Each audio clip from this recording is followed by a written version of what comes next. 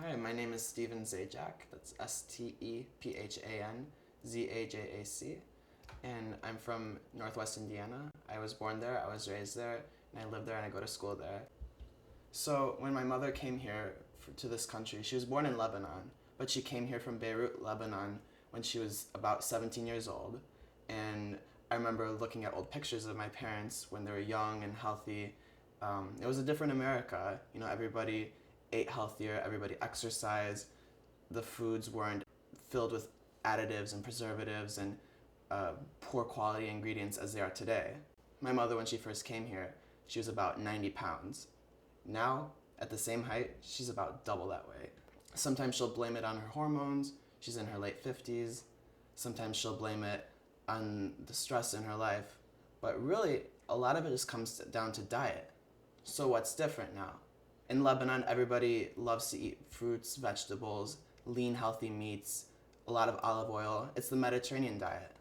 A lot of top research universities have produced so many studies showing that the Mediterranean diet is one of the factors that leads to healthy cardiovascular health, which in America is at the bottom of the ranking.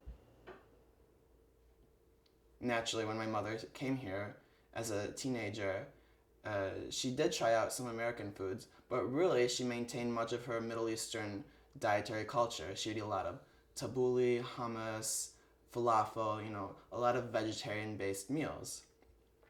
But she noticed something very different when she came to this country. All of a sudden she started gaining weight. Not only was she putting on weight, but also her sister, her mother, her grandfather, all these people who were very fit and slim individuals all of a sudden put on massive, massive amounts of weight. But they were eating all the same things. It was what they were eating differently. It was the ingredients that they were using. We are so used to these food additives and hormone additives that make us keep wanting to eat, and eat. All the sugar that is disguised. So naturally, as everybody started eating and eating, a lot of these diet-engendered diseases came about as soon as my family moved to America on my mother's side.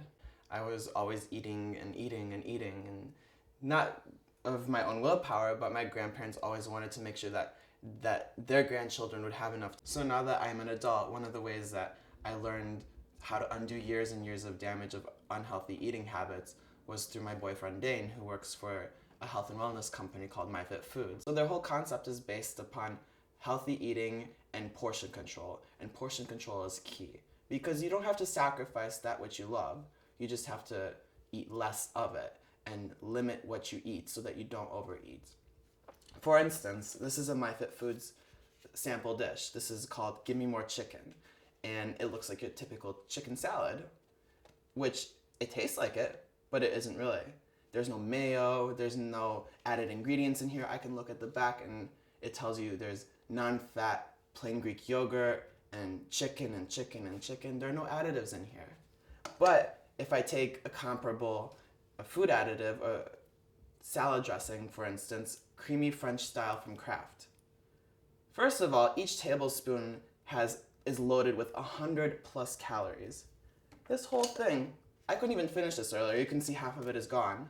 It filled me up. This whole thing has about 50 grams of protein and about 250 calories. 1 tablespoon of this will make you put on a few pounds. And not only that, going back to the quality of food, what's in here? Xanthan gum phosphoric acid.